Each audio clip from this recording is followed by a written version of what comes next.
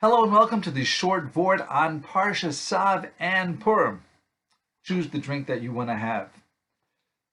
In Perek Vav, Pasuk Yudches, Moshe is sharing with Aaron the laws of the Korban Chatos, of the sin offering.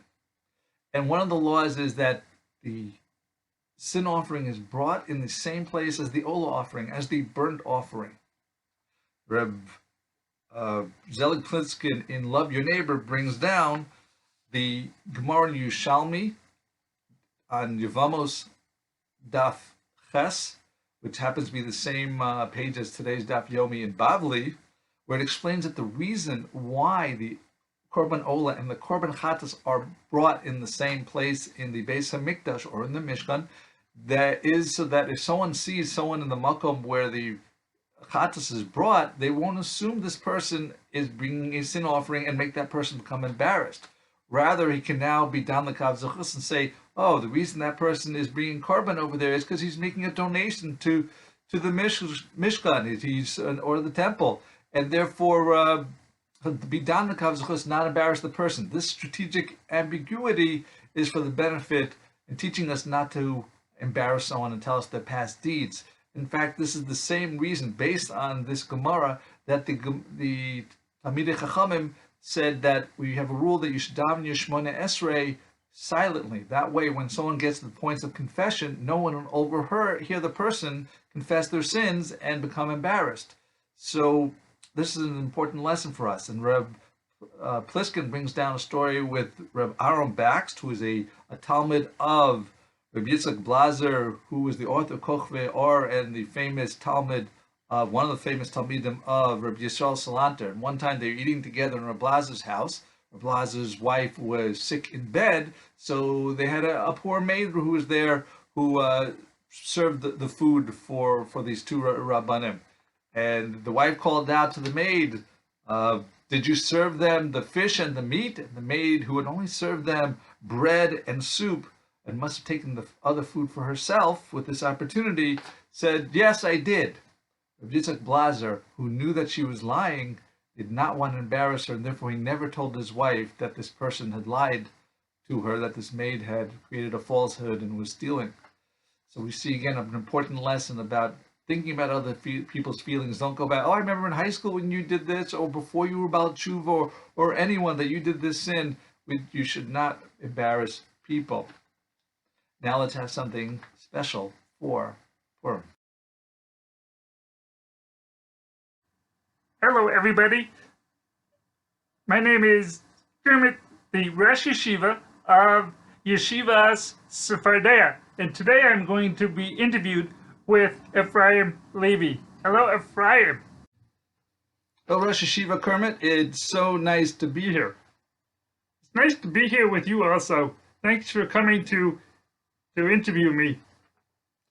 So, Rosh Yeshiva, if you could tell me a little bit about your yeshiva, what do you learn in the yeshiva? Well, we specialize in the 9 makos. There's 10 makos. No, there's 9 makos. No, there's 10 makos. No, there's 9. Dam, Kinam, Arov, Dever, Shchen, Choshech, Arba makos, Bachovers. Okay. What else do you specialize in? Well, we learn the laws of interest. You know, ribbit. Okay, that's very interesting. So, what are the hashkafos in your yeshiva?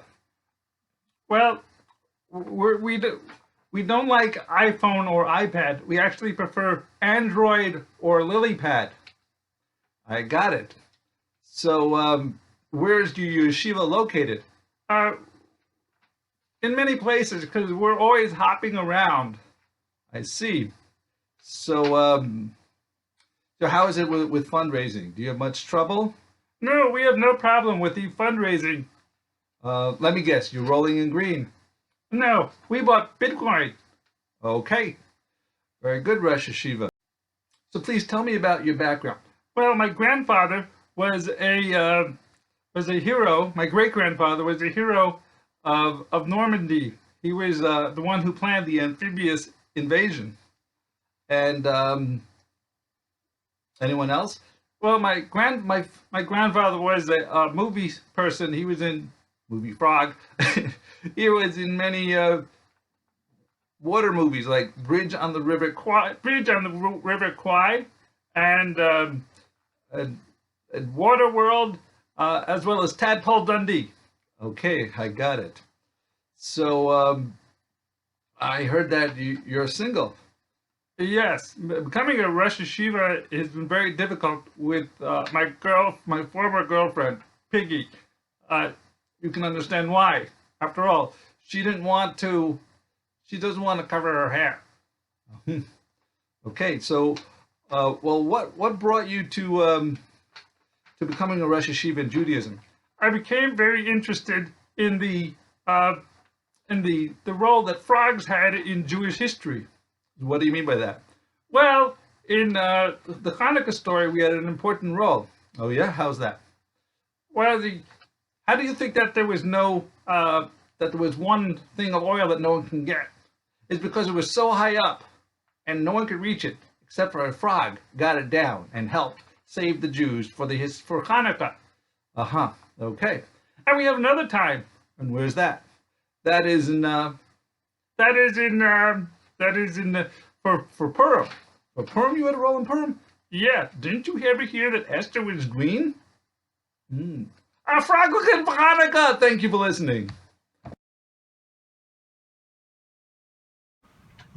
Oh my gosh, it's my friend, Cookie Monster. How are you, Cookie Monster?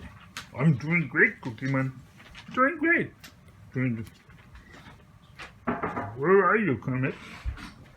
I've been becoming a Rosh Yeshiva.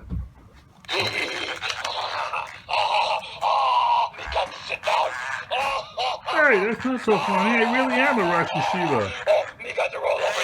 No! I'm Jewish. Now I'm a Rosh Yeshiva.